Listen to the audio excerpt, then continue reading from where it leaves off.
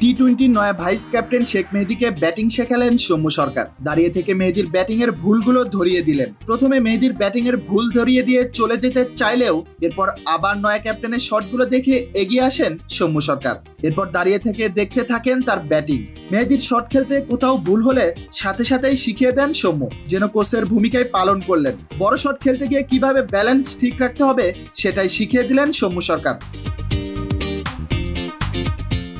সংযুক্ত আরব আমিরাত ও পাকিস্তানের বিপক্ষে আসন্ন টি-20 সিরিজ সামনে রেখে কয়েকদিন হলো মিরপুরে প্রস্তুতি ক্যাম্প শুরু করেছে টাইগাররা। প্রায় দিনই দেখা যায় খেলোয়াড়রা কিভাবে বড় শট খেলবেন সেই অনুশীলনটাই যেন বারবার করানো হয়। রবিবারও ঠিক সেম বোলিং মেশিং এর ছোড়া দ্রুত গতির বল খেলার অনুশীলন করেন শেখ মেহেদী।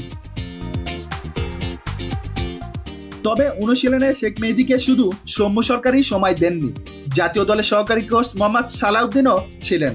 মেহেদীর ভুল ধরিয়ে দিয়ে যখন চলে যান অন্য ক্রিকেটারের কাছে, তখনই মেহেদীর পাশে হাজির হন সৌম্য সরকার, দায়িত্ব নেন কোচের ভূমিকা।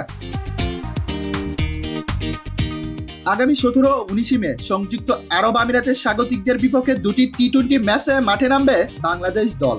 এরপর সেখান থেকে পাকিস্তান গিয়ে লাহোর এবং ফয়সালাবাদে 5টি টি-20 ম্যাচ খেলবেন টাইগাররা। তবে বর্তমানে পাকিস্তানের নিরাপত্তা ইস্যুর কারণে খেলা মাঠে গড়াবে কিনা সেটা এখন দেখার বিষয়। তবে গুঞ্জন রয়েছে পাকিস্তানের মাটিতে খেলতে না পারলেও অন্য কোনো ভেন্যুতে খেলতে পারেন লিটন রেজওয়ানরা। আবু হানিফ, বাংলাদেশ টাইমস।